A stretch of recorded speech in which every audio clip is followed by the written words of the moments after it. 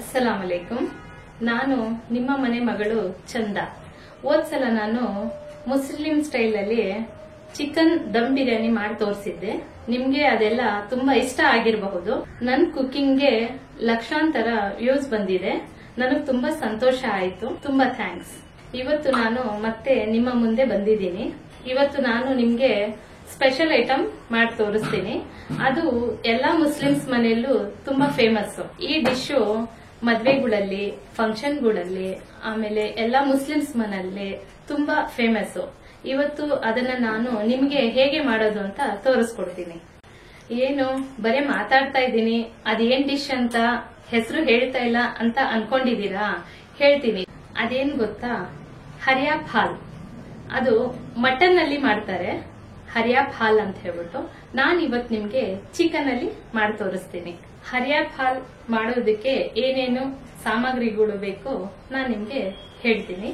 ಈರುಳ್ಳಿ, ಕೊತ್ತಂಬರಿ, ಪುದೀನ, ಹಸಿಮೆಣಸಿನಕಾಯಿ, ಮೆಣಸು, ಒಂದು ನಿಂಬೆಹಣ್ಣು, ಎಣ್ಣೆ, ಶುಂಠಿ ಬೆಳ್ಳುಳ್ಳಿ ಪೇಸ್ಟು, ಅದರಲ್ಲಿ ಲವಂಗ, ಚಕ್ಕೆ, ಏಲಕ್ಕಿ, ಅದು ನಾನು ಯಾವಾಗ್ಲೂ ಅದು ರೆಡಿಯಾಗಿ ಇಟ್ಕೊಂಡಿರ್ತೀನಿ ರುಬ್ಬಿ. ಅದೆಲ್ಲ ಮಿಕ್ಸ್ ಮಾಡಿ ರುಬ್ಬಿ ಪೇಸ್ಟ್ ಮಾಡಿ.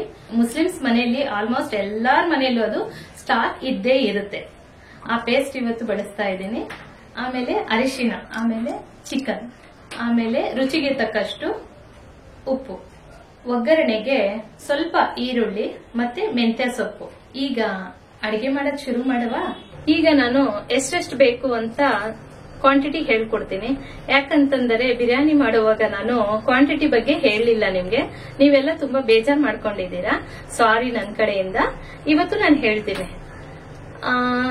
ಸ್ವಲ್ಪ ಮೀಡಿಯಂ ಸೈಜು 2 ಈರುಳ್ಳಿ, ಆಮೇಲೆ 1 ಹಿಡಿಯಷ್ಟು ಕೊತ್ತಂಬರಿ, 1 ಹಿಡಿಯಷ್ಟು ಪುದೀನ, 8 ಹಸಿಮೆಣಸಿನಕಾಯಿ, 3 ಸ್ಪೂನ್ ಅಷ್ಟು ಮೆಣಸು. ಇಷ್ಟನ್ನ ಈಗ ಪೇಸ್ಟ್ ಮಾಡ್ಕೊಳ್ಳೋಣ.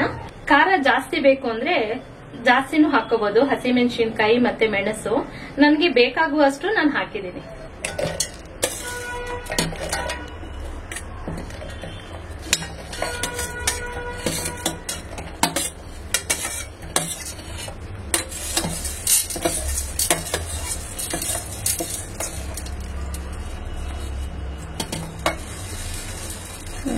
ಚೆನ್ನಾಗಿದೆ.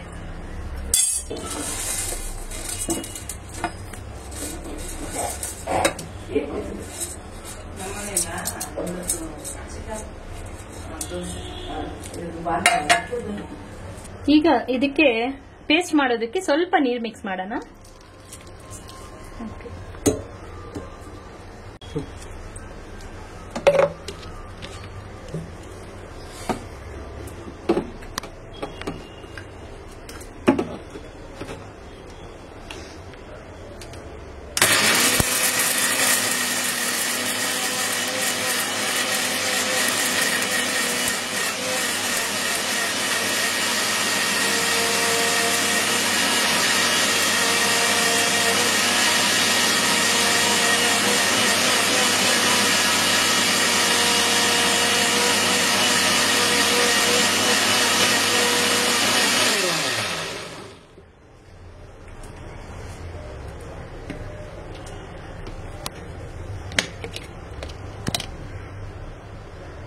ಪೇಸ್ಟ್ ರೆಡಿ ಆಗಿದೆ. ಈಗ ಹರಿಯಾಪ್ ಹಾಲ್ ಮಾಡೋದಕ್ಕೆ ಶುರು ಮಾಡೋಣ ಬನ್ನಿ. ಈಗ ನಾನು ಸ್ಟವ್ ಹಚ್ತಾ ಇದ್ದೀನಿ. ಎಣ್ಣೆ ನನ್ನ ಅಂದಾಜಲ್ಲಿ ಹಾಕ್ತೀನಿ. ನೀವು ಮಾಡಬೇಕಾದ್ರೆ ನಿಮ್ಮ ಅಂದಾಜಲ್ಲಿ ನೀವು ಎಣ್ಣೆ ಬಳಸಿ.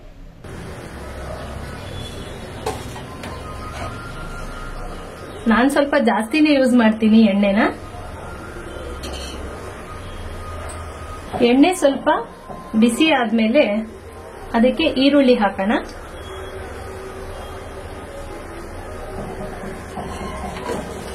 ಈಗ ಎಣ್ಣೆ ಕಾದಿದೆ. ಒಗ್ಗರಣೆಗೆ ಈರುಳ್ಳಿ ಹಾಕೋಣ.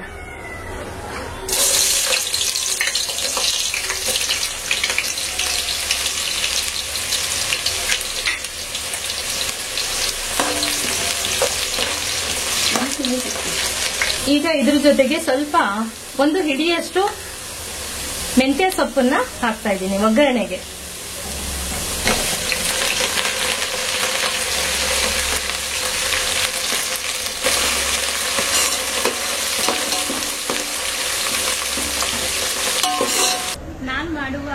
ಅಡಿಗೆಗಳು ನಿಮ್ಗೆ ಇಷ್ಟ ಆದರೆ ಕಮೆಂಟ್ಸ್ ಮಾಡಿ. ಆಮೇಲೆ ನಿಮ್ಗೆ ಏನ್ ಡಿಶ್ ಬೇಕು ಅದು ಹೇಳಿದ್ರೆ ನಾನು ಟ್ರೈ ಮಾಡ್ತೀನಿ. ಈಗ ಈರುಳ್ಳಿ ಮತ್ತೆ ಮೆಂತ್ಯ ಸೊಪ್ಪು ಕೆಂಪಗಾಗಿದೆ. ಇದಕ್ಕೆ ನಾನು 4 ಸ್ಪೂನ್ ಅಷ್ಟು ಶುಂಠಿ, ಬೆಳ್ಳುಳ್ಳಿ, ಲವಂಗ, ಚಕ್ಕೆ, ಏಲಕ್ಕಿ ಇದು ಪೇಸ್ಟ್ ಮಾಡಿದ್ದೀನಿ. ಇದು 4 ಸ್ಪೂನ್ ಹಾಕ್ತೀನಿ.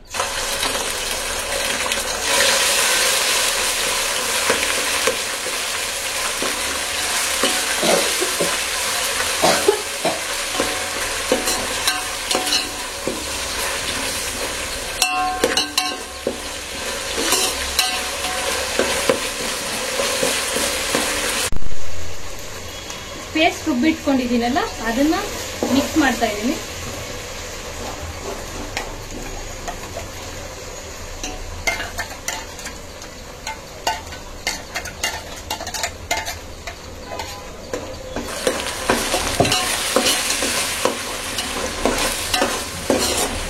ಈ ಹರ್ಯಾಪ್ ಹಾಲು ನಮ್ಮ ತಾಯಿಗೆ ತುಂಬಾ ಇಷ್ಟ. ನಾನು ಯಾವುದೇ ಒಂದು ಅಡಿಗೆ ಮಾಡಲಿ ನಮ್ಮ ತಾಯಿಗೆ ತುಂಬಾನೇ ಇಷ್ಟ.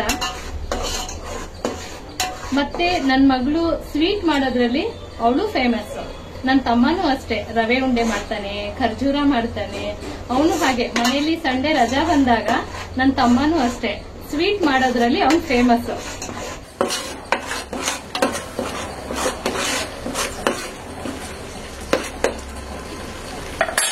ಸ್ವಲ್ಪ ಇದು ಹಸಿ ಸ್ಮೆಲ್ ಹೋಗೋವರೆಗೂ ಫ್ರೈ ಮಾಡ್ತಾನೆ ಇರೋಣ.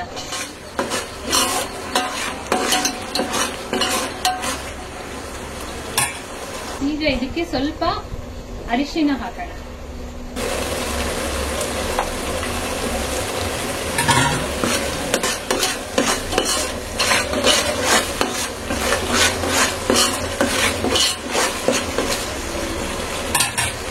ನಾನು ಚಿಕನ್ 1.5 kg ಅಷ್ಟು ತಗೊಂಡಿದ್ದೀನಿ. 4 ಸಲ ವಾಶ್ ಮಾಡಿದ್ದೀನಿ. ನಾನು ಯಾವಾಗ್ಲೂ ಸ್ಕಿನ್ ಔಟ್ ಚಿಕನ್ನೇ ಬಳಸೋದು.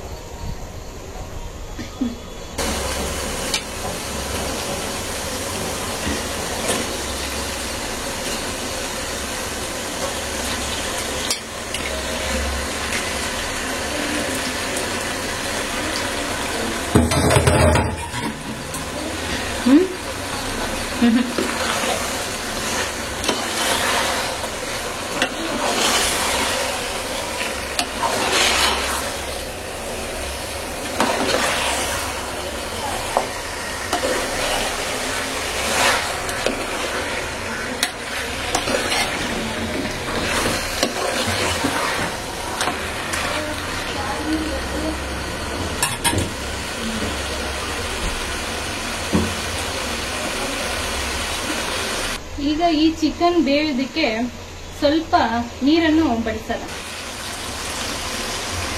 ನೀರು ನಾನು ಅಂದಾಜಲ್ಲಿ ಹಾಕ್ತಾ ಇದ್ದೀನಿ.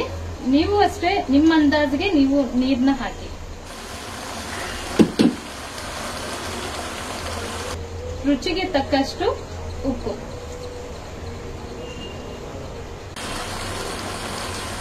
ನಾನು 1.5 ಸ್ಪೂನ್ ಅಷ್ಟು ಹಾಕಿದ್ದೀನಿ.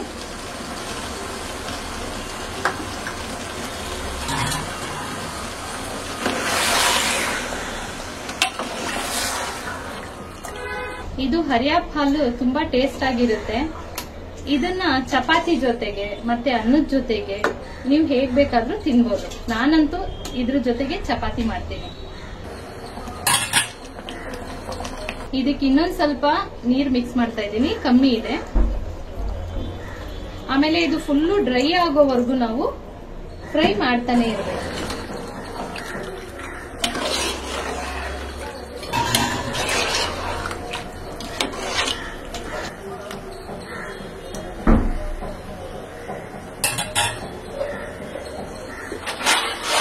ನಾನು ಕ್ಲೋಸ್ ಮಾಡ್ತಾ ಇದ್ದೀನಿ. ಇದು ಬೇಯ್ಲಿ. ಈಗ ಚಿಕನ್ ಬೆಂದಿದೆಯಾ ಬನ್ನಿ ನೋಡೋಣ.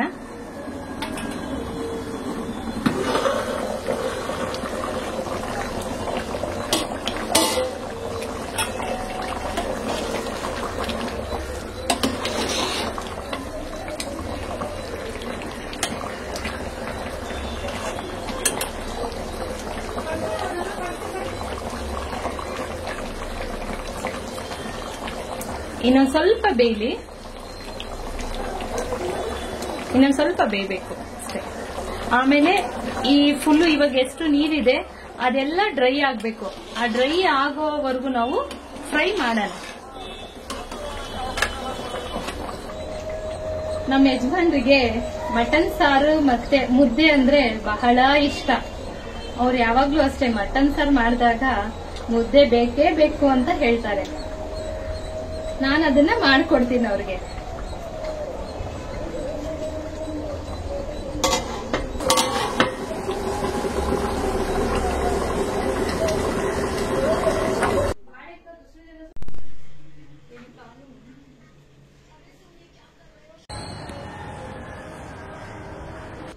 ಈಗ ಚಿಕನ್ ಬೆಂದಿದೆಯಾ, ಬನ್ನಿ ನೋಡೋಣ.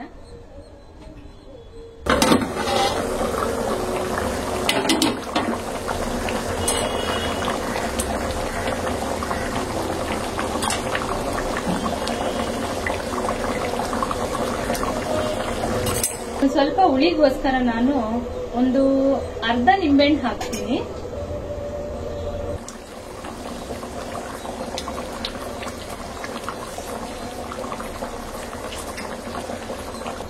ಇದ್ರಲ್ಲಿ ರಸನೇ ಇಲ್ಲ, ಹಾಗಾಗಿ ಆ ಅರ್ಧನು ಹಾಕ್ತೀನಿ.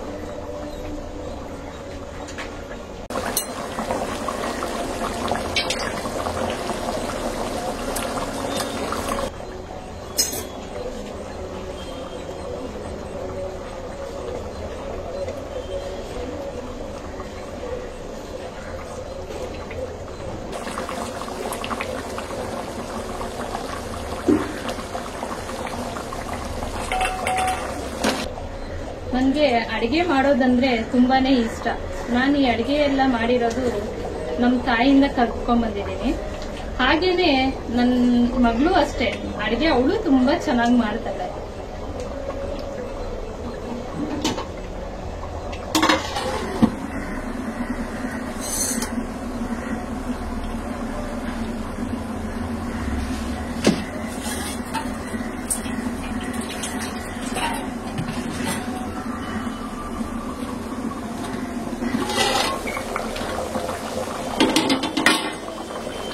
ಈ ನೀರೆಲ್ಲ ಡ್ರೈ ಆಗೋವರೆಗೂ ಒಂದ್ ಸ್ವಲ್ಪ ಫ್ರೈ ಮಾಡ್ತಾನೇ ಇರೋಣ. ಡ್ರೈ ಆಗ್ಬೇಕು ಅಂದ್ರೆ ಚಪಾತಿಗೆ ಒಂದ್ ಸ್ವಲ್ಪ ಇದು ಗಟ್ಟಿ ಗಟ್ಟಿ ಇದ್ರೆ ತುಂಬಾ ಚೆನ್ನಾಗಿರುತ್ತೆ.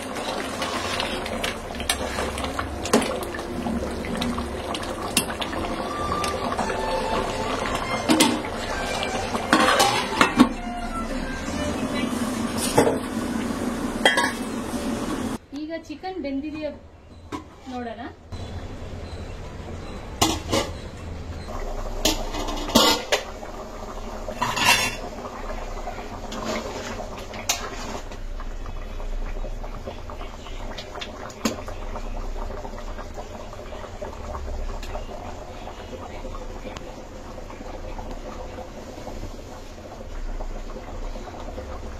ಚಿಕನ್ ಬೆಂದಿದೆ, ನೀರೆಲ್ಲ ಡ್ರೈ ಆಗಿದೆ.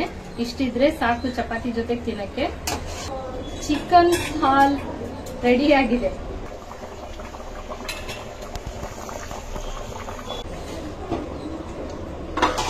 ಸ್ಟವ್ ಆಫ್ ಮಾಡೋಣ.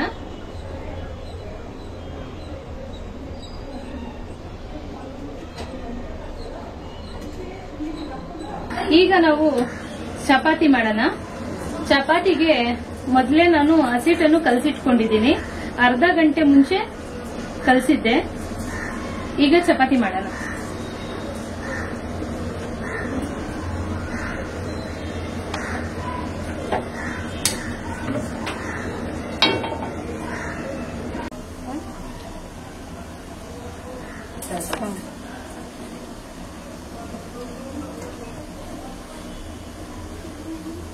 ಈಗ ಇದನ್ನ ಹೇಗೆ ಮಾಡ್ತೀನಿ ಅದನ್ನ ನೋಡ್ಕೊಳ್ಳಿ.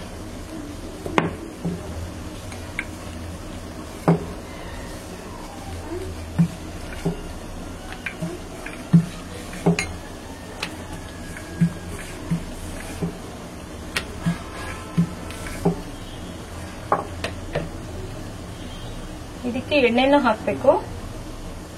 ಸ್ವಲ್ಪ ಎಣ್ಣೆ ಈ ತರ ಸವರಿ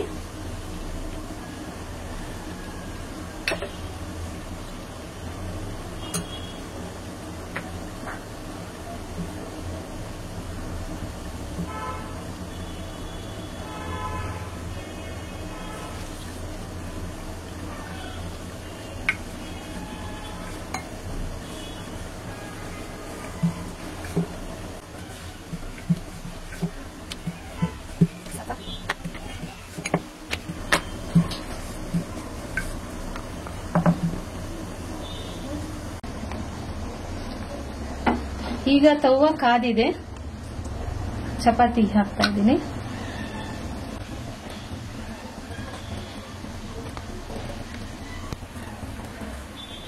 ಸ್ವಲ್ಪ ಎಣ್ಣೆನ ಹಾಕಿ